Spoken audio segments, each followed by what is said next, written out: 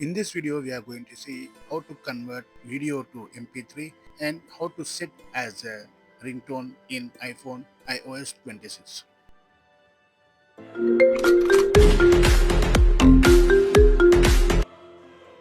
For this, we have an app called Converter. Plus, select video to MP3, select video,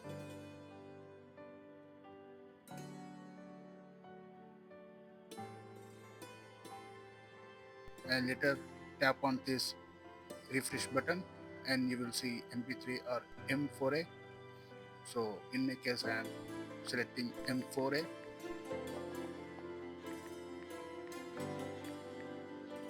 Give the name of the file and just save.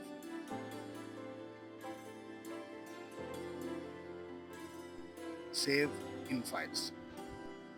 Now let's open files and choose the audio output. So after cross checking, we have to tap on share option and you will see at bottom set as ringtone. That's all.